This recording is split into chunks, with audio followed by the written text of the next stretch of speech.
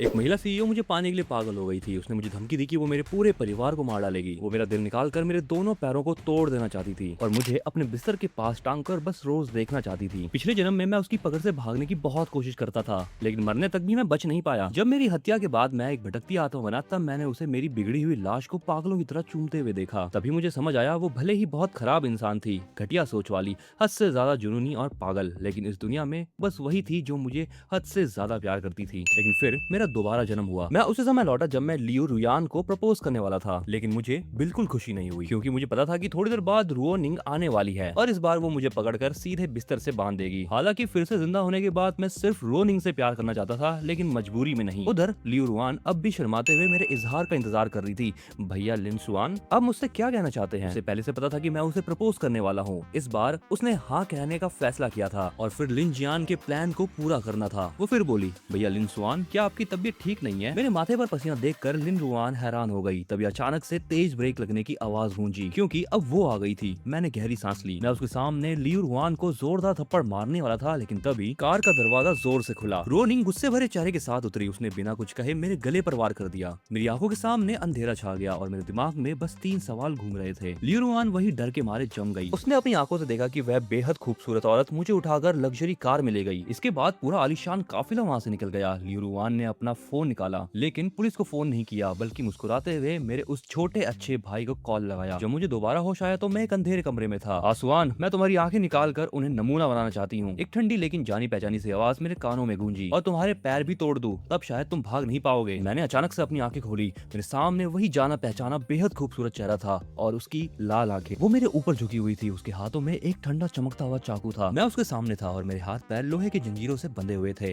हाँ, मुझे फिर से पकड़ के लाया गया था, लेकिन इस बार मेरे दिल में दर्द के अलावा एक अजीब सी राहत भी थी। रोनिंग को लगा कि मैं डर गया हूँ। उसने धीरे से पूछा, आसुआन, तुम थोड़ा आज्ञाकारी क्यों नहीं बन सकते? लेकिन अगले ही पल मैंने अचानक से अपने दोनों हाथ फैला दिए और उसे पूरी ताकत से गले लगा लिया। जंजीरों की आवाज अब गूंज उठी थी। ये उसके लिए मेरा देर से दिया गया जवाब था। रोनिंग साफ तौर पर चौंक गई। फिर उसने ठंडी हंसी के साथ कहा, आसुआन, अब कौन सा नया खेल खेल रहे हो? मैंने जल्दी जल्दी से हिलाया और कहा, मैं हमेशा सिर्फ तुम्हारा ही रहूंगा। लेकिन उसे यकीन नहीं हुआ। उसे लगा मैं सिर्फ नाटक कर रहा हूँ, भागने के लिए झूठी बातें बोल रहा हूँ। वे धीरे धीरे करीब आई। उसकी आंखें और ठंडी हो गई। अगर ऐसा है तो मुझे साबित करके दिखाओ। इतना कहते ही उसने मुझे जोर से चूम लिया। मुझे पता था कि ये एक टेस्ट है। वो देखना चाहती थी कि मैं कितना सच्चा हूँ, इसलिए पहली बार मैंने खुद आगे बढ़कर उसका साथ दिया। मैंने धीरे से अपना हाथ उसकी कमर पे रखा। मेरे इस कदम से उसका पूरा शरीर कांप उठा। उसने थोड़ा सा और जोर लगाया। मेरे मुंह में उसका खून का स्वाद आ गया। मुझे भी अब इस चीज से दर्द होने लगा था, लेकिन मैंने दर्द को सह लिया। मैं जरा भी पीछे नहीं हटा। कुछ मिनट बाद आखिर उसने मुझे छोड़ा। मैं भारी सांस लेते हुए उसकी आंखों में देखने लगा और धीरे धीरे कहा,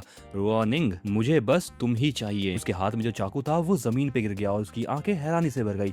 मैंने उसकी तरफ देखा और फिर सर हिलाया। मेरी आंखों में उसके लिए चाहत साफ दिखाई दे रही थी। मुझे अपना लो। उस रात हम दोनों पूरी तरह एक दूसरे में खो गए। अगली सुबह जब मेरी आंखें खुली तो वो पानी के सांप जैसे मुझसे लिपटी हुई थी और चादर पर लगा हल्का सा लाल निशान देखकर मैं पूरी तरह चौंक गया। तब मुझे पता चला कि ये उसका भी पहला अनुभव था। वो ऊपर से शांत दिखने की कोशिश कर रही थी, लेकिन अंदर से बहुत डरी हुई थी। उसको देखकर मेरे दिल में अजीब से ही इमोशन आ रहे थे। मेरे पिछले जन्म में मैं उसे एक राक्षस समझता था और उससे बचने के लिए पूरे 6 साल भागता रहा, लेकिन आखिर में मेरी गर्लफ्रेंड लियो रुआन ने मुझसे मेरी कंपनी के सारे शेयर ठग लिए। फिर उसने मेरी सौतेली माँ और छोटे भाई के साथ मिलकर मुझे बिल्डिंग की छत से नीचे धक्का दे दिया। मेरी मौत के बाद उन्होंने नकली वसीयत बनाकर मेरी संपत्ति बांट ली और जश्न मनाने लगे। लेकिन तभी रोनिंग वहाँ पहुंच गई। वह पूरी तरीके से पागल हो चुकी थी। उसने मेरी कब्र खुदवा दी और मेरी बिगड़ी हुई लाश को अपनी बाहों में भर लिया। वो टूट कर रो रही थी। फिर सबके डरे हुए चेहरों के सामने उसने मेरी लाश को चूम लिया। उसी पल मुझे ये बात समझ आ गई कि ये पागल और जुनूनी औरत असल में वही थी जो मुझे सबसे ज्यादा प्यार करती थी।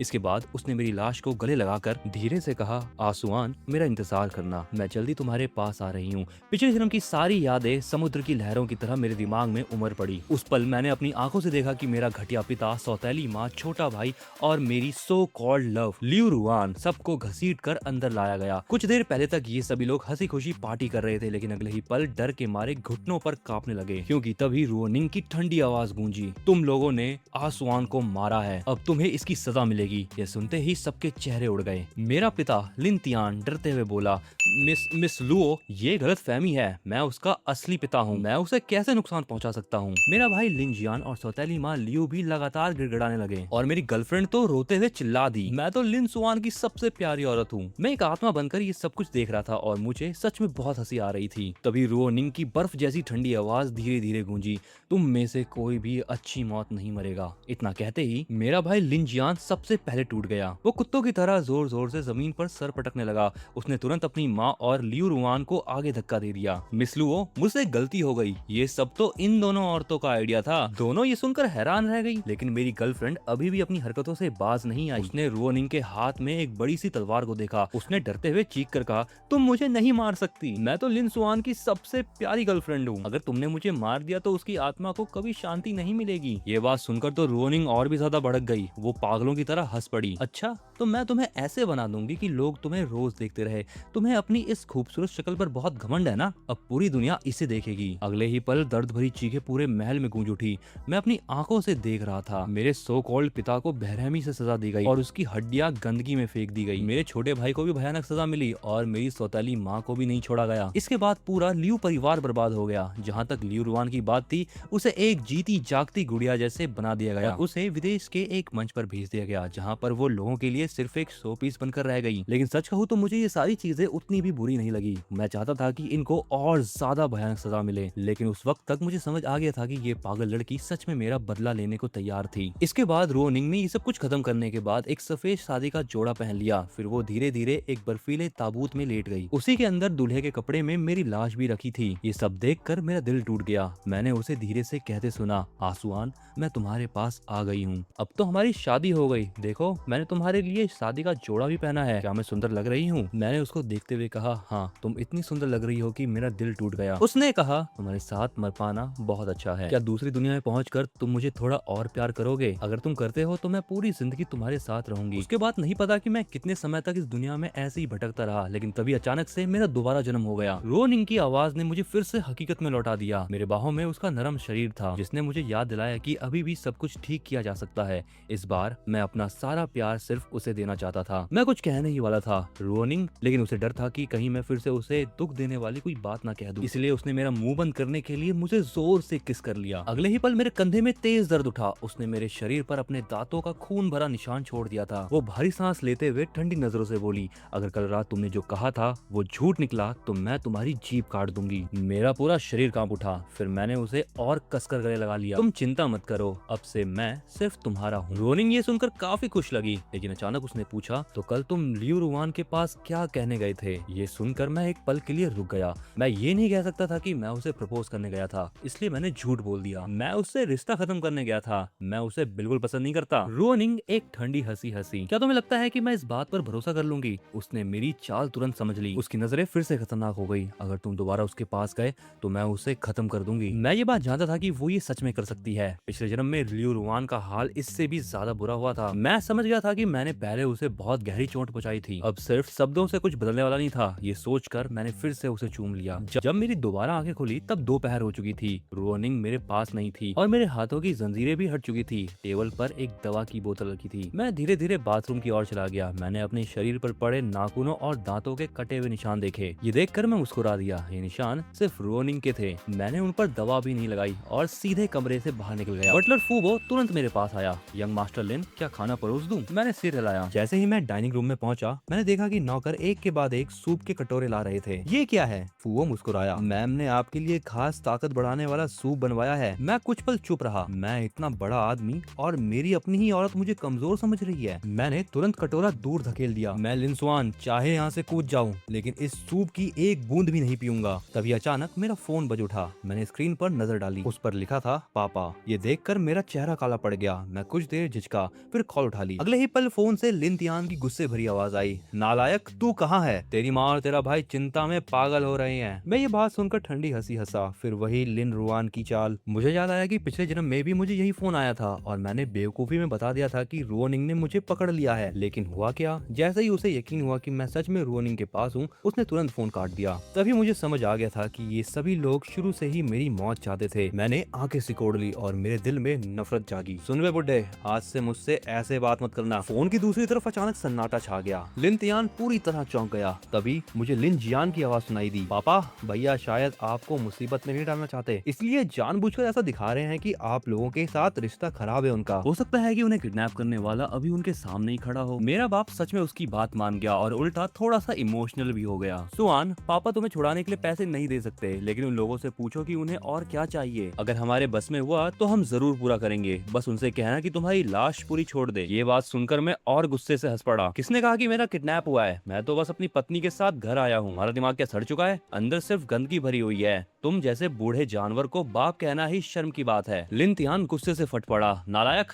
तू क्या बकवास कर रहा है? मैं तेरा बाप हूँ, जाकर पूछ दुनिया में कौन तेरा बाप है। हर वक्त मुझे बूढ़ा जानवर बोल रहा है। तेरा मुंह इतना गंदा कब से हो गया? मैं अपनी बात कह के पूरी तरीके से सेटिस्फाई हो चुका था और तुरंत फोन काट दिया, फिर उसे हर जगह से ब्लॉक भी कर दिया। लिन परिवार, अब तुम लोग इंतजार करो। पास खड़ा फूबो ये सब देखकर स्टन हो गया। उसकी आंखें फैल गई। उसे यकीन नहीं हो रहा था कि मैं अपने परिवार के साथ ऐसे रिश्ता खराब कर चुका हूँ। और सबसे बड़ी बात, मैंने उनसे कहा था कि मैं अपने पत्नी के साथ घर आया हूँ। ये बात सुनकर तो फूबो की आंखें ही भर आई। उसने खुशी खुशी मेरे लिए एक सूप का कटोरा भर दिया। मैंने आंखें घुमा ली। मर जाऊंगा लेकिन ये सूप नहीं पीऊंगा। थोड़ा बहुत खाना खाने के बाद मैं वापस कमरे में जाकर बिस्तर पर लेट गया, लेकिन मेरे दिमाग में सिर्फ रोनिंग थी। मैं अपनी पत्नी के साथ बस चिपक कर रहना चाहता था। मैंने फोन उठाया और हमारी चैट खोल ली। पूरा चैट सिर्फ पैसों के ट्रांसफर से भरा हुआ था। उधर लिन परिवार की हवेली में लिन तियान गुस्से में फोन उठाकर जोर से फेंक देता है और वो फोन सीधा जाकर लिन जियान के माथे पे लगता है। उसके सर से तुरंत खून निकलने लगा। ये देखकर लिन तियान भी घबरा गया। मेरी सौतेली माँ भी जल्दी से अपने बेटे का घाव देखने लगी। उसकी आंखों में चिंता साफ थी, लेकिन लिन जियान दर्द सहते हुए भी मासूम बनने की एक्टिंग करते हुए बोला,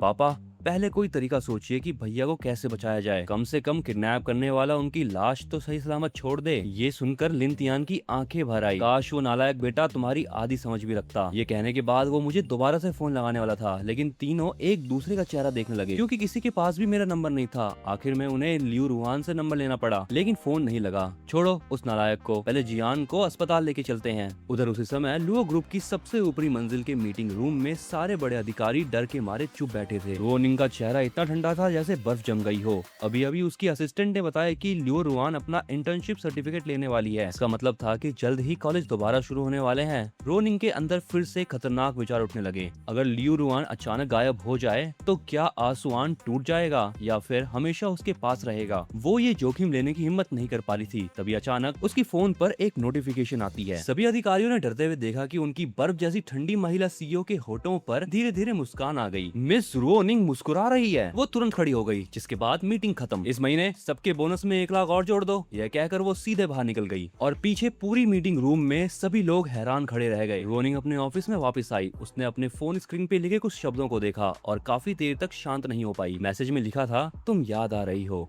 घर कब आओगी? उसकी उंगलियां हल्के से कांप उठी। उसने बस 2 शब्दों में जवाब लिखा, बस जल्दी। फिर उसने अपने असिस्टेंट से कहा, मैं घर जा रही हूँ, बाकी काम तुम संभालो। उसकी असिस्टेंट लियू मेंग पूरी तरह हैरान रह गई। मिस रुओ, आज आप जल्दी घर जा रही हैं? उधर उसी समय मैं किचन में चला गया। मैं अपनी प्यारी सीईओ पत्नी के लिए अपने हाथों से डिनर बनाना चाहता था। शेफ और नौकरों की हालत खराब हो गई। उन्हें डर था कि मुझे कुछ हो ना जाए। यंग मास्टर लिन, ये काम का नहीं, आपकी जान का सवाल है। आखिर मैंने समझौता कर लिया। ठीक है, तुम लोग बस पास में खड़े रहो, अगर मैं कुछ गड़बड़ करूँ तो संभाल लेना। लेकिन जब उन्होंने मेरा तेज और साफ कटिंग स्किल देखा तो हेड शेफ भी पूरी तरीके से दंग रह गया। उसे नहीं पता था कि लिन परिवार में खाना बनाना हमेशा मेरा ही काम था। मैंने जल्दी ही 8 तरीके के पकवान और एक सूप तैयार किया। ठीक उसी समय रोनिंग भी घर लौट आई। जैसे ही उसने हॉल में किसी को नहीं देखा तो वो तुरंत ऊपर की तरफ दौड़ी। उसने बेडरूम का दरवाजा खोला और अंदर कोई नहीं था। उसका चेहरा तुरंत ठंडा पड़ गया। वो यहाँ भी नहीं है। पिछली बार भी ऐसा ही हुआ था जब मैं भाग गया था। वो सोच रही थी कि क्या मैं इस बार ही भाग गया। रोनिंग का दिल बैठ गया। उसने तुरंत फोन निकाला और एक अनजान ऐप खोला। लोकेशन देखने पे पता चला कि मैं अभी भी उसी के घर में हूँ। वो अभी सोच ही रही थी कि तभी फूबो घबराते हुए किचन से भाग कर आया। मैम, आप आ गई। यंग मास्टर लिन किचन में है। उन्होंने कहा कि वो आपके लिए खुद खाना बनाना चाहते हैं। रोनिंग वही रुक गई। उसके चेहरे की बर्फ जैसी ठंडक धीरे धीरे पिघलने लगी। फूबो ने राहत की सांस ली। उसने मनी मन सोचा, अच्छा हुआ मैंने जल्दी बता दिया, वरना आज नौकरी ही नहीं जान भी जा सकती थी।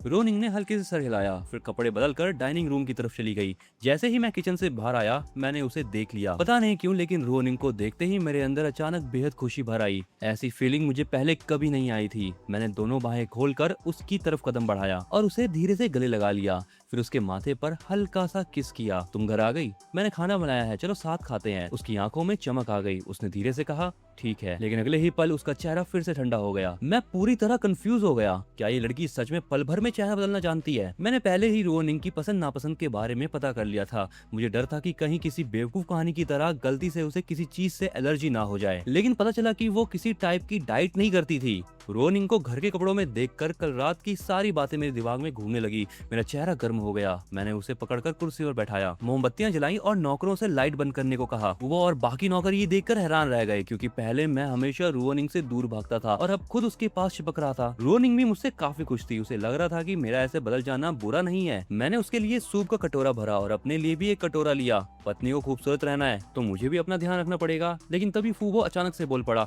मिस, पहले ये सूप मुझे चख लेने दीजिए। उसे डर था कि कहीं मैंने जहर ना मिला दिया हो। रोनिंग ने उसे ठंडी नजरों से देखा। जरूरत नहीं, ये खाना आसवान ने बनाया है, मुझे उस पर भरोसा है। वो तुरंत समझ गया कि उससे गलती हो गई। इस घर में किसी को भी मुझ पर शक करने की जरूरत नहीं थी। मैं हल्का सा मुस्कुराया, फिर कटोरा उठाकर खुद सूप पी लिया और हर पकवान को थोड़ा थोड़ा चक्कर देखा। स्वाद तो अच्छा है, उसे जरूर पसंद आएगा। फूमो शर्मिंदा होकर मुस्कुरा दिया। लगता है मैंने बेकार में शक कर लिया। मुझे कोई फर्क नहीं पड़ा। लेकिन रोनिंग ने ठंडे स्वर में कहा, इस महीने तुम्हारा बोनस खत्म। ये सुनते ही फूबो का चेहरा उड़ गया। उसके लिए ये सजा मौत से बुरी थी। मैंने तुरंत बात संभाली, रोनिंग, फूबो ने सिर्फ तुम्हारी चिंता में ऐसा कहा था, उसको छोड़ दो। हैरानी की बात थी कि रोनिंग ने मेरी बात मान ली। फूबो बस डर के मारे चुप था और कुछ नहीं बोला। मैं चुपचाप रोनिंग को देखता रहा। कैंडल की रोशनी से उसका चेहरा इतना खूबसूरत लग रहा था कि सांस रुक जाए। तभी उसने पूछा, क्या देख रहे हो? मेरे मुंह से तुरंत निकल गया, तुम बहुत खूबसूरत लग रही हो। उसने फिर पूछा, क्या मैं लियू रुआन से ज्यादा खूबसूरत हूँ? ये तो आसान सवाल था। मैंने तुरंत वफादारी दिखाते हुए कहा, अगर मैंने पहले उसे पसंद किया था तो जरूर मेरी आंखों में दिक्कत थी। इतनी खूबसूरत लड़की मेरे सामने थी और मैं उसे देख ही नहीं पाया। अब मैं तुम्हें पूरी जिंदगी देखना चाहता हूँ। मेरी बात खत्म होते ही आसपास का माहौल अचानक ठंडा पड़ गया। मुझे तुरंत एहसास हुआ कि बात गलत दिशा में जा रही है। मैंने जल्दी से बात संभाली, मुझे इस बात का पछतावा है कि मैंने तुम्हारी खूबसूरती को पहले नहीं पहचाना। सच में मैं कितना बेवकूफ था। ये बात कहते ही उसकी आसपास की ठंडी हवा तुरंत गायब हो गई। उसके होठों पर हल्की मुस्कान आ गई। फूबो अंदर ही अंदर हिल गया। यंग मास्टर लिन तो प्यार भरी बातें करने में उस्ताद निकले। उसी समय सूप की एक बूंद रोनिंग के होठों से नीचे बह गई। मैंने बिना सोचे हाथ बढ़ाकर उसे पोंछना चाहा, लेकिन मेरे हाथ उसके हाथ से टकरा गए। हम दोनों ही कुछ पल के लिए रुक गए। दिल की धड़कन तेज हो गई। मैं थोड़ा घबरा गया, सॉरी। लेकिन उसने धीरे से कहा, मुझे अपने हाथों से खिलाओ। मैं कुछ पल के लिए समझ नहीं पाया, तो फिर उसने दोबारा से कहा, मुझे अपने हाथों से खाना खिलाओ। मैंने उसके लाल होठों की तरफ देखा और एक चम्मच सूप उठाकर उसके होठों के पास ले गया। वो अंदर ही अंदर घबरा गया, क्योंकि रोनिंग को साफ सफाई बहुत पसंद थी और मैं उसी चम्मच से उसे खिला रहा था जिससे खुद खा रहा था। उसने तुरंत अपना फोन निकाला और चुपके से मैसेज भेजा, एक क्रिस्टल का ताबूत तैयार रखो। लेकिन फूबो ने देखा कि रोनिंग ने आराम से वो सूप पी लिया, यहाँ तक कि उसने चम्मच को हल्के से चूम भी लिया। रोनिंग ने फिर धीमी आवाज में कहा, फूबो, क्या तुम हमारी कैंडल लाइट डिनर में शामिल होना चाहते हो? ये सुनते ही फूबो डर के तुरंत सबको लेकर बाहर निकल गया। जाते जाते उसने जल्दी से दूसरा मैसेज भेजा, ताबूत कैंसिल करो। पूरे डाइनिंग रूम में सिर्फ हम दोनों बचे थे। मैं प्यार से उसे खाना खिला रहा था और वो भी धीरे धीरे पूरी तरह इस पल में खोती जा रही थी। ये डिनर धीरे धीरे हमें डाइनिंग रूम से बेडरूम तक ले आया। लेकिन तभी रोनिंग अचानक से मेरे ऊपर झुक गई। तभी मेरा फोन अचानक बज उठा। स्क्रीन पर एक नाम दिखा, बेबी। धत तेरे की, मैं सबको ब्लॉक करते वक्त इस औरत को कैसे भूल गया? ये देखकर रोनिंग उदास हो गई। मैंने तुरंत कॉल कट कर दी, लेकिन फिर से फोन बज उठा। मैं उसे काटने ही वाला था कि तभी रोनिंग ने धीरे से कहा, फोन उठाओ। मेरे दिमाग में तो हजारों गालियां घूम गई। मैंने कॉल रिसीव की। दूसरी तरफ से लियू रुआन की आवाज आई, भैया लिनसुआन, आप कहाँ हो? मैं कुछ बोल पाऊं उससे पहले ही रोनिंग का प्रेशर मुझको फील होने लगा था। मैंने गुस्से में कहा, मैं यहाँ हूँ। भैया लिनसुआन, ठीक से बात कीजिए। आपको ले जाने वाली औरत कौन थी? मैं उसे डांटने ही वाला था कि रोनिंग ने मेरे कान के पास झुककर शरारती अंदाज से पूछा, आसुआन, तुम सबसे ज्यादा किससे प्यार करते हो? मैंने बिना झिझक के कहा, मैं सिर्फ तुमसे प्यार करता हूँ। इसके साथ ही दूसरी तरफ कुछ अजीब सी आवाजें सुनाई देने लगी और ये आवाजें लियू रुआन अच्छी तरीके से जानती थी। वो तुरंत घबरा गई। आसुआन, तुम क्या कर रहे हो? रोनिंग की हरकतों से मेरी हालत खराब होने लगी। मैंने उसे थोड़ा दूर धकेला और फोन पर चिल्लाया, मैं अपनी पत्नी के साथ हूँ। तुम्हें कोई काम नहीं है तो दफा हो जाओ, और अगर काम हो तो कहीं जाकर मर जा। इतना कहकर मैं फिर से रोनिंग की बाहों में घिर गया। मेरे कानों में बस उसकी आवाज सुनाई दे रही थी। उसमें खुशी भी थी और साफ चुनौती भी। उधर लियू रुआन पूरी तरह टूट गई।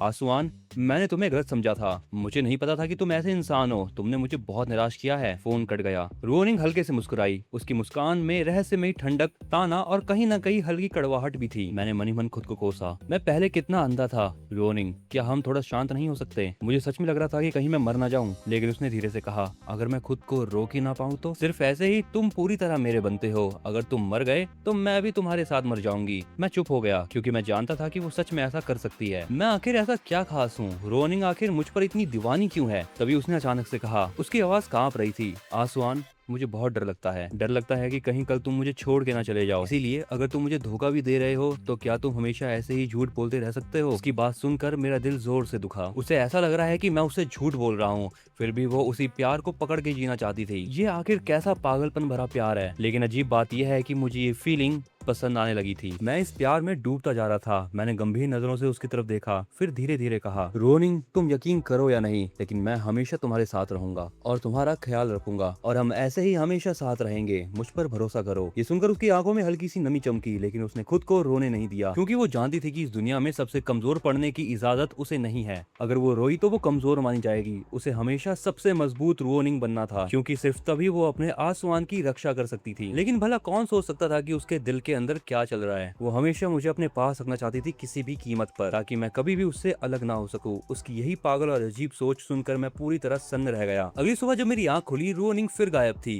क्या ये लड़की सोती नहीं है? ब्रेकफास्ट करने के बाद मैं सीधा उस वॉक इन क्लोजेट में गया जहाँ मैं पहले कभी नहीं गया था। पूरा कमरा महंगे ब्रांड्स और लग्जरी सामान से भरा हुआ था। पहले मैं इन चीजों को देखकर नाक सिकोड़ लेता था, लेकिन अब जब मैं खुद उसका हो चुका हूँ तो ये आलीशान जिंदगी मैं खुशी से जी रहा हूँ। मैंने बस यूं ही एक महंगा सूट उठाकर पहन लिया और आईने में खुद को देखते ही ऐसा लगा कि मेरी कीमत अब करोड़ों में हो चुकी है। फिर मैंने रोनिंग को एक मैसेज भेजा, पत्नी, मैं बाहर जाकर बाल कटवाना चाहता हूँ और रास्ते में लिंग परिवार से कुछ सामान भी ले आऊंगा। मैसेज का तुरंत जवाब आया, क्या मैं हेयर स्टाइलिस्ट को घर भिजवा दूं? काम बन गया। मुझे पूरा यकीन था कि फोन के उस तरफ बैठी रोनिंग पत्नी शब्द को सुनकर बच्चों जैसे खुश हो रही होगी। थोड़ी ही देर में एक टॉप क्लास हेयर स्टाइलिस्ट मेरे घर पर पहुंचा। उसने मेरे बाल ऐसे काटे कि मैं किसी अरबपति जैसा दिखने लगा। मैंने मुड़कर फूबो से पूछा, क्या मैं एक कार ले जा सकता हूँ? यंग मास्टर लिन, गैरेज की सारी गाड़ियाँ तो मैम ने पहले से ही आपके नाम कर दी है। तभी मुझे याद आया कि रोनिंग ने जो बंगले, गाड़ियों के कागजात और वो अनलिमिटेड ब्लैक कार्ड मुझे दिया था, उसे मैंने बस अलमारी में फेंक रखा था। मैंने सीधे कहा, ठीक है, मेरे साथ कुछ बॉडीगार्ड भी भेज दो, मुझे थोड़ा काम निपटाना है। जैसे ही मैं गराज में गया, मैं वहीं खड़ा रह गया। ये कोई गराज नहीं था, ये तो दुनिया का सबसे लग्जरी कार शोरूम जैसा लग रहा था। मेरी नजर तुरंत एक कार पे जाके रुकी। इस गाड़ी की कीमत करोड़ों में थी। करोड़ों की सुपर कार में बैठकर दुश्मनों के घर जाना, उससे ज्यादा दमदार एंट्री और क्या ही होगी। अगले ही पल एक शानदार लग्जरी कारों का काफिला शहर की सड़कों पर दौड़ गया। रास्ते की बाकी गाड़ियां खुद ब खुद साइड देने लगी। फूवो भी खुद मेरे साथ गाड़ी में बैठा था। शायद उसको डर था कि मैं कहीं भाग ना जाऊं, लेकिन उसे क्या ही पता था कि इस बार मैं हिसाब चुकता करने जा रहा हूँ। लिन परिवार की हवेली के बाहर मैंने स्टाइल से गाड़ी रोकी, फिर 10 बॉडीगार्ड के साथ सीधे अंदर घुस गया। उसी समय हवेली के अंदर मेरा प्यारा छोटा भाई लिन जियान मेरी फैमिली के साथ बैठकर हंसी मजाक कर रहा था। बस उसकी नकली चिंता भरी एक्टिंग सुनो। पापा, भैया से फिर संपर्क करने की कोशिश करनी चाहिए, कहीं वो अभी जिंदा हो तो, और अगर मर भी गए हो तो कम से कम किडनैपर से ये तो कहना चाहिए कि उनकी लाश हमें वापस कर दे। मेरी सौतेली माँ भी तुरंत बात में शामिल हो गई। हाँ जी सुनिए, कम से कम पूरी बॉडी तो मिलनी चाहिए ताकि अंतिम संस्कार ठीक से हो सके। ये सुनकर मेरा बाप लिन तियान बोला, उस निकम्मे की चिंता करने की जरूरत नहीं, अगर वो जिंदा वापस आया भी तो पहले घुटनों पर गिर के माफी मांगेगा। वाह क्या प्यार भरा परिवार था। तभी धड़ाम, मैंने एक जोरदार लात मारकर दरवाजा खोला। अबे ओ बुड्ढे, मैं वापस आ गया हूँ। कमरे में बैठे तीनों लोग एकदम चौंक गए। मुझे देखते ही लिन तियान का चेहरा बदल गया। वो मुझे देखते ही तुरंत अपनी बेल्ट उतारने लगा। नालायक, तेरी हिम्मत कैसी हुई वापस आने की? आज मैं तुझे जान से मार दूंगा। लेकिन उसके कुछ करने से पहले ही मेरे पीछे खड़े बॉडीगार्ड बिजली की तरह आगे बढ़े और उसे सीधा जमीन पर दबा दिया। ये देखकर लिन जियान और उसकी माँ दोनों सन्न रह गए। मेरा प्यारा छोटा भाई सबसे पहले भाग के आया। उसके चेहरे पे तुरंत नकली मासूमियत आ गई। भैया, आप आखिरकार वापस आ गए। मैं तो आपकी चिंता में खाना पीना भूल गया था। लेकिन अगले ही पल उसने बात पलट दी। उसने मुझे उंगली दिखाते हुए कहा, लेकिन आप घर में भारी लोगों को लाकर पापा के साथ ऐसा कैसे कर सकते हैं? जल्दी पापा को छोड़ो। मेरी सौतेली माँ ने तुरंत ड्रामा शुरू कर दिया। आसवान, अपने लोगों से कहो कि वो तुम्हारे पापा को छोड़ दे। तुम्हारे गायब होने के बाद से वो बहुत ज्यादा परेशान थे। उन दोनों की एक्टिंग देखकर मुझे सच में उल्टी आने वाली थी। मैंने बस एक नजर बॉडीगार्ड्स की तरफ डाली। वो तुरंत समझ गए। अगले ही पल उस माँ बेटे को भी जमीन पर दबा दिया गया। लिन तियान अभी भी जमीन पर चिल्ला रहा था, हरामखोर, मुझे छोड़, मैं तेरा बाप हूँ। मैं धीरे धीरे उसके पास बैठ गया, फिर उसके हाथ से बेल्ट छीन ली और अगले ही पल मैंने बेल्ट के बकल से उसके ऊपर जोरदार हमला कर दिया। इससे लिन तियान का सर फट गया। मैंने उसके कान के पास झुककर धीरे से बोला, बुड्ढे कमीने, ध्यान से सुन ले, आज के बाद जब भी तू मेरे सामने आएगा, मेरे सामने घुटनों पर गिर के सर झुकाएगा, वरना हर बार तुझे ऐसे ही पीटूंगा। लिन तियान की चीखों के बीच लिन जियान और उसकी माँ पूरी तरह शॉक थे। उनकी आंखों में नफरत तो थी, लेकिन अजीब बात यह है कि उसमें हल्की सी खुशी भी थी। हाँ सही सुना, खुशी। जब मैं थोड़ा शांत हुआ तो मैं धीरे से खड़ा हो गया, फिर उंगलियां चटकाते हुए बोला, वकील शू, अब आपकी बारी। मेरे पीछे से मशहूर वकील शू काई आगे आए। उन्होंने एक फाइल निकालकर सीधे लिंतियान के चेहरे पर फेंकी। लिंतियान कांपती आवाज में बोला, ये क्या है? शुकाई ने अपना चश्मा ठीक किया और शांत स्वर में बोला, ये एक लीगल डॉक्यूमेंट है जिसके अंदर मिस्टर लिन स्वान आपसे पिता पुत्र का रिश्ता खत्म कर रहे हैं। कृपया यहाँ साइन कर दीजिए। ये सुनते ही लिंतियान पूरी तरह हक्का बक्का रह गया। मैंने उसकी तरफ देखना भी जरूरी नहीं समझा, सीधे ऊपर चला गया उस छोटे स्टोर रूम में जहाँ मैं रहा करता था। वहाँ से मैंने अपनी माँ की छोड़ी हुई आखिरी निशानी उठाई। जब मैं सूटकेस लेकर नीचे लौटा, उस समय तक भी लिंतियान ने साइन नहीं किए थे। वो गुस्से में मुझे घूरते हुए बोला, नालायक, तू सच में ऐसा करना चाहता है? मैंने शांत होकर हाँ कह दिया। मेरी बात सुनकर वो हंस पड़ा। ठीक है, आज के बाद इस घर में कदम रखने की मत सोचना। अगर घुटनों पर गिरकर भी माफी मांगेगा तब भी मैं तुझे अपना बेटा नहीं मानूंगा। मैं भी मुस्कुरा दिया, मुझे भी यही चाहिए। वो गुस्से में कांपने लगा। फिर उसके बाद उसने दस्तावेजों पे अपने नाम से साइन कर दिए। लिन जियान और उसकी माँ ने एक दूसरे को देखा। दोनों के चेहरे पर चालाक मुस्कान। मैंने डॉक्यूमेंट्स को संभाल के रख लिया। फिर उन दोनों को देखकर मन ही मन हंसा। और हाँ, मैंने कहा, मैं अपनी माँ के छोड़े हुए सूरान ग्रुप के 30% शेयर वापस ले रहा हूँ। तुम लोगों को उससे एक भी पैसा नहीं मिलेगा। मेरी ये बात सुनकर तीनों के चेहरे की मुस्कान तुरंत गायब हो गई। लिंतियान का चेहरा तो गुस्से से हरा पड़ गया। नालायक, बिना किसी शर्त के मुझे वो शेयर वापस कर दे। जब तू ग्रेजुएट हो जाएगा तब मैं वापस कर दूंगा। लिन जियान भी घबरा गया। हाँ भैया, शेयर अभी पापा के पास रहने दो, तभी वो कंपनी में अपनी पकड़ मजबूत रख पाएंगे। मैंने हाथ में पकड़ा रिश्ता खत्म करने वाला डॉक्यूमेंट हल्का सा हिलाया। भूल गया क्या? हमारा कोई रिश्ता नहीं है और तुम लोगों ने मुझे बहुत गालियां दी हैं, इसलिए मैं बहुत गुस्सा हूँ। इसलिए अपनी सिक्योरिटी के लिए मुझे तुम्हारी पिटाई करनी ही पड़ेगी। इतना कहकर मैंने सीधा बॉडीगार्ड्स को इशारा कर दिया। मैंने कहा कि इनकी तोड़ दो, लेकिन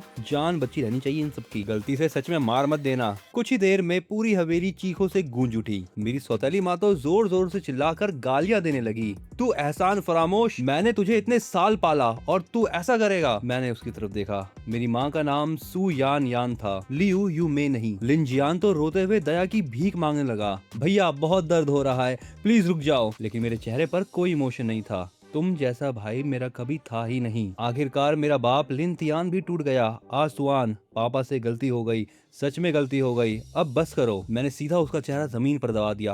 अब बता, हम दोनों में बाप कौन है? लिंतियान ने गुस्से से दांत भींच लिए, लेकिन आखिरकार दांत पीसते हुए बोला, तू है मेरा बाप। ये सुनने के बाद मैं सेटिस्फाइड हो गया और मुस्कुरा दिया। और हाँ, अब जब रिश्ता खत्म हो चुका है तो हिसाब भी साफ कर लेते हैं। जब मैं 13 साल का था, मेरी माँ की मौत हो गई थी। मेरी माँ सूरान ग्रुप के 30% शेयर मेरे नाम छोड़ गई थी। अब मैं 23 साल का हूँ। इन पूरे 10 सालों का इंटरेस्ट अब उन्हें वापस करना होगा। यहाँ आने से पहले मैंने कंपनी की फाइनेंशियल रिपोर्ट चेक की थी, न ज्यादा न कम। तुम मुझ पर पूरे 300 करोड़ के कर्जदार हो। मैं थोड़ा रुका, फिर हल्की मुस्कान के साथ बोला, और हाँ, आज जो तुम्हारी पिटाई हुई है उसका इलाज का खर्च 10,000 मैं दे दूंगा। इसका मतलब ये है कि तुम लोगों को मुझे 299 करोड़ 99 लाख 72 हजार रुपए देने होंगे। याद रखना, पैसे सीधा मेरे अकाउंट में ट्रांसफर करना। लिंतियान की आंखें गुस्से से बाहर निकल आई। मैंने तुझे इतने साल पाला, उसका कोई एहसान नहीं है क्या? मैं सीधा हंस पड़ा। एहसान? मेरी माँ की मौत को 1 हफ्ता नहीं हुआ था और तुम मेरे लिए सौतेली माँ ले आए थे। हर महीने बस मुझे 300 रुपए खर्च के लिए देते थे और 18 साल का होते ही वो भी बंद कर दिया। ये सब सुनकर भी लिंतियान बहस करने लगा। तो इतने साल तेरे खाने पीने और रहने का खर्च क्या मुफ्त था? मैंने तुरंत उसकी पोल खोल दी। खाना मैं हमेशा स्कूल की कैंटीन में खाता था। घर में नौकरों से ज्यादा काम मेरे से करवाया जाता था और काम खत्म होने के बाद कई बार मुझे खाना भी नहीं मिलता था। मैंने हमेशा सिर्फ स्कूल यूनिफॉर्म पहनी। 18 साल के बाद तो मैं खुद काम करके पैसे कमाने लगा। लिंतियान, उसे पालन पोषण नहीं कहते हैं, उसे तो अत्याचार कहते हैं। ये सुनकर वो पूरी तरह चुप हो गया। उसके चेहरे पर पहली बार हल्की सी शर्म थी, लेकिन मैंने उसे कोई मौका नहीं दिया। इंटरेस्ट का 1 पैसा भी कम नहीं होना चाहिए, वरना मेरे वकील का नोटिस तैयार है और अत्याचार का केस भी करूंगा। इतना कहकर मैं मुड़ गया और बाहर निकलने लगा। पीछे से गालियां और चीखें सुनाई दे रही थी। नालायक, तू निकम्मा बेटा है। लेकिन मैंने पीछे मुड़कर भी नहीं देखा। मेरे मन में सिर्फ एक ही एहसास था, सुकून। जैसे ही मैं घर से बाहर निकला, मेरी नजर दरवाजे के पास खड़ी उस गुलाबी साइकिल पर पड़ी। वो साइकिल जो मैंने मेहनत की कमाई से खरीदी थी। हालांकि उसके पार्ट काफी महंगे थे, फिर भी मैं खुद करोड़ों की कार में घूमता था। और मैंने गुलाबी रंग क्यों चुना था? सिर्फ इसलिए क्योंकि मेरी गर्लफ्रेंड ने कहा था कि उसे गुलाबी रंग पसंद है। लेकिन उसने कभी एक बार भी उस साइकिल पर बैठना पसंद नहीं किया। मैंने उस बेकार साइकिल की तरफ उंगली दिखाई और अपने बॉडीगार्ड से कहा, तोड़ दो इसे। इसके बाद मैं शहर के सबसे बड़े लग्जरी मॉल की तरफ निकल पड़ा। लेकिन वहां पर जाते ही मेरी आंखें खुली की खुली रह गई। एक बैग की कीमत थी 18 लाख और एक परफ्यूम की कीमत 3,80,000। मैंने अपने फोन में पड़े 13,000 के बैलेंस को देखा और चुप हो गया। ये वही पैसे थे जो मैंने पूरी गर्मियों में जान तोड़ मेहनत करके बचाए थे। लेकिन अब मैं सिर्फ लियोनिंग के लिए एक गिफ्ट खरीदना चाहता था, मगर मुझे क्या पता था कि ये चीजें इतनी महंगी होगी। फिर भी मैं लियोनिंग का दिया हुआ ब्लैक कार्ड इस्तेमाल नहीं करना चाहता था। उसे दिया गया मेरा पहला गिफ्ट मेरे खुद की कमाई से से होना चाहिए था। दुकान के कर्मचारी मेरे साधारण कपड़ों को देखकर मुझे घमंड भरी नजरों से देखने लगे। किसी ने मुझे गंभीरता से लेने की जरूरत नहीं समझी, लेकिन तभी अचानक ना जाने कहां से फूबो अचानक मेरे सामने आ गया। यंग मास्टर लिन, क्या मैं ये पूरी दुकान खरीद दूं? मैंने कहा नहीं, रोनिंग के लिए गिफ्ट मैं अपने पैसों से खरीदना चाहता हूँ। आखिर में मुझे एक ब्रेसलेट पसंद आया। उसकी कीमत थी पूरे 13,000, यानी मेरे सारे पैसे खत्म हो जाते, लेकिन तब भी मैंने उसे खरीदा। मैंने उस ब्रेसलेट को कसकर पकड़ लिया। मेरे दिमाग में इस समय बस रोनिंग की तस्वीर घूम रही थी। रोनिंग, ये तुम्हारे लिए मेरा पहला गिफ्ट है। शायद इसकी कीमत ज्यादा नहीं, लेकिन ये मेरी पूरी दुनिया है, और जब मैं अमीर बन जाऊंगा तो दुनिया की सबसे अच्छी चीजें तुम्हारे कदमों में रख दूंगा। तभी अचानक मेरे शरीर में एक बिजली दौड़ पड़ी। दिल धक से रह गया। देखे तो कहानियों के हिसाब से अब कुछ बुरा होने वाला था, और सच में एक बेहद परेशान करने वाली आवाज सुनाई दी। सामने लियू रुआन खड़ी थी। मेरा चेहरा तुरंत उतर गया। कितनी बदकिस्मती है यार, अगर मेरी बीवी रोनिंग ने ये देखा तो मेरी खैर नहीं। इस समय लियू रुआन और उसकी सहेली मेरे पास आ चुकी थी, लेकिन उसका चेहरा देखकर भी मेरे दिल में कोई इमोशन नहीं उठा। हालांकि मेरे दिमाग में वही डरावना सीन घूम रहा था, जहाँ पर मुझे बस एक ह्यूमन डॉल बना के रख दिया गया है। मैं वो सोच कर ही कांप उठा।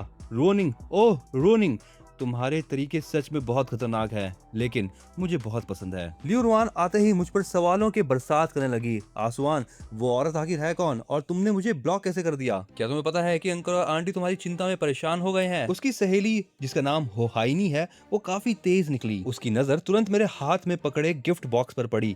आसवान, ये गिफ्ट रुआन के लिए है ना? इतना कहकर वो उसे छीनने के लिए हाथ बढ़ाने लगी। मैंने तुरंत हाथ पीछे कर लिया। क्या सोच रही हो, ये तो मेरी पत्नी के लिए है। होहाइनी तुरंत भड़क गई। लिन स्वान, तुम्हारा मतलब क्या है? इस एटीट्यूड के साथ तुम हमारी रुआन को पाना चाहते हो? वही लियू रुआन होठ काटते हुए मासूम बनने लगी। लेकिन मैं सब जान चुका था। उसे बस मेरे शेयर चाहिए थे ताकि वो लिन जियान की मदद कर सके। उसकी सहेली ने तो सीधे असली बात बोल दी। अगर थोड़ा समझदार बन जाओ और हम दोनों को एक एक बैग खरीद दो तो मैं रुआन को मना दूंगी तुम्हारे लिए। उसी समय लियू रुआन आगे बढ़ी और मेरा हाथ पकड़ लिया। उसकी आवाज रोने जैसी लग रही थी। भैया स्वान, चलो फिर से पहले जैसे हो जाते हैं, ठीक है ना? लेकिन उस समय भी मेरे मन में बस रोनिंग थी। लेकिन सच में वहाँ पे रोनिंग आ गई और उसने सब कुछ देख लिया था। मैं घबराकर तुरंत पीछे हट गया और जोर से लियू रुआन का हाथ झटक दिया। लियू रुआन, अगर तुम्हें कोई बीमारी है तो मुझे मत लगाना, दूर हटो। ये बात सुनकर लियू रुआन वहीं के वहीं खड़ी रह गई। होहाइनी गुस्से से उछल पड़ी। स्वान, तुम खुद को समझते क्या हो? हमारी रुआन इतनी खूबसूरत है और फिर भी तुम्हें मौका दे रही है और तुम उसे डांट रहे हो। उसकी बात सुनकर मुझे हंसी आ गई। खूबसूरत? मेरी पत्नी उसके मुकाबले 8 गुना ज्यादा खूबसूरत है, समझी तुम? उसके पास खूबसूरती भी है और पैसा भी, और वो मुझसे दिल से प्यार करती है। मैं तो उससे और ज्यादा प्यार करना चाहता हूँ। तुम लोगों की हिम्मत कैसी हुई मुझसे इस तरह बात करने की? मैं रोनिंग को देख चुका था और ये सारी बातें कही जा रहा था। उसका चेहरा बहुत ज्यादा खतरनाक लग रहा था इस समय पर, लेकिन उसने मेरी बातें सुन ली थी, इसलिए उसका गुस्सा शांत हो रहा था। खैर, मेरे सामने जो लियू रुआन थी वो वहीं के वहीं टूट गई। वो लड़खड़ा कर एक कदम पीछे हट गई। स्वान, तुम उस औरत को अपनी पत्नी कह रहे हो? मुझे हंसी आ गई। लियू रुआन, अपना घमंड थोड़ा कम करो। चाहे मेरी पत्नी दुनिया की सबसे बदसूरत औरत ही क्यों ना हो, मैं सिर्फ उसी से प्यार करूंगा। उसके चेहरे पर यकीन ना करने वाला भाव था। लेकिन क्यों? क्योंकि मैं उससे जितना प्यार करता हूँ वो मुझसे उससे कई ज्यादा प्यार करती है। ये सुनते ही लियू रुआन पूरी तरह टूट गई। तो फिर मैं क्या थी? तुमने इतने साल मेरा पीछा किया, उसका क्या? मैंने हंसते हुए कहा। तुम क्या हो? ताश के पत्तों में तुम जोकर हो। सर्कस में सबसे ज्यादा काम भी तुम ही करती हो। ड्रामा करने में एक नंबर। ये दोनों लड़कियां अब मेरी बात सुनकर सुन रह गई। तभी न जाने कहां से फूबो भी आ गया और उसने ऊपर से एक और ताना मार दिया, जोकरों की भी महारानी। लियू रुआन अब गुस्से से कांपने लगी। आसवान, तुम मुझे जोकर कहने की हिम्मत कैसे कर सकते हो? मैंने अचानक अपना लहजा बदला। अरे नहीं, इतनी भी बुरी बात नहीं है। सच कहूँ तो तुम थोड़ी बहुत खूबसूरत तो हो। मेरी ये बात सुनते ही पूरा माहौल एकदम शांत हो गया। मैंने देखा कि रोनिंग का चेहरा फिर से ठंडा पड़ गया, लेकिन तब मैंने आराम से अपनी बात पूरी की। मेरी पत्नी तुम्हें एक खूबसूरत आर्ट पीस बनाकर बोतल में बंद कर सकती है। क्या तुमने फिल्म गॉन गर्ल देखी है? बिल्कुल वैसा ही कुछ हाल होगा तुम्हारा भी। दूर खड़ी रोनिंग ये देखकर हल्का सा मुस्कुराई। लगता है कि उसे मेरा आइडिया काफी पसंद आया। लेकिन मेरे सामने खड़ी लियू रुआन सफेद पड़ चुकी थी, लेकिन मेरा उसे छोड़ने का कोई इरादा नहीं था। चलो अब मुझे घर जाना है। मेरी पत्नी मेरा इंतजार कर रही होगी। आगे से मेरे सामने मत आना, वरना मेरी पत्नी गलत समझ जाएगी। मैंने उसकी आंखों में देखते हुए एक एक शब्द पर जोर देते हुए कहा, और एक बात याद रखना, मैंने तुमसे कभी प्यार नहीं किया, ना पहले और ना ही भविष्य में कभी करूंगा। मैंने तुम्हें पहले जो भी गिफ्ट दिए थे ऐसा समझ लेना कि किसी भिखारी को दान दिया हो। ये सुनते ही लियू रुआन की आंखों से आंसू बहने लगे। वो बिल्कुल ऐसी लग रही थी जैसे किसी धोखेबाज प्रेमी ने उसे छोड़ दिया हो, लेकिन मुझे सिर्फ घिन महसूस हो रही थी। सच कहूँ तो अगर कानून बीच में ना होता तो मैं उसे उसे अभी खत्म कर देता। लेकिन अगले ही पल मेरे दिमाग में एक दूसरा ख्याल आया, इतनी आसानी से मार देना तो बहुत सस्ता बदला होगा, धीरे धीरे तड़पते हुए देखना ज्यादा मजेदार होगा। अचानक मैं खुद ही चौंक गया। रुको, मैं ऐसे खतरनाक विचार सोच कैसे सकता हूँ? लगता है मेरे ऊपर रोनिंग के साथ ज्यादा समय बिताने का असर हो गया है। लेकिन जैसे ही मैं पीछे मुड़ा, मेरा पूरा शरीर जम गया। रोनिंग पता नहीं वो कब आई और मेरे ठीक पीछे खड़ी हो गई। मैंने कसम खाते हुए कहा, जान, मेरा उस लियू रुआन से अब कोई रिश्ता नहीं है। अगर मैं तुमसे झूठ बोल रहा हूँ तो मेरा पूरा परिवार बर्बाद हो जाए। रोनिंग ने मेरी तरफ देखा तक नहीं, लेकिन उसके शरीर से खून जमा देने वाला ऑरा बहुत ज्यादा भारी था। वो सीधा लियू रुआन की तरफ बढ़ी। दो जोरदार थप्पड़ पूरे मॉल में गूंज उठे, वो भी बिना किसी हिचकिचाहट के। अगर दोबारा आसमान के पास आने की कोशिश करी तो मैं तुम दोनों को समुद्र में फेंक कर मछलियों को खिला दूंगी। डर के मारे कांपने लगी और चेहरा पकड़ के भाग खड़ी हुई। मेरी बीवी इतनी खूबसूरत थी कि दिल रुक जाए किसी का भी, लेकिन उसकी जो बातें हैं मौत को भी डरा देती है। मॉल के जो कर्मचारी थे वो भी कांप रहे थे। तभी रोनिंग की ठंडी नजर मेरे हाथ के गिफ्ट बॉक्स पर पड़ी। ये गिफ्ट लियू रुआन के लिए था। मेरा दिल एकदम बैठ गया।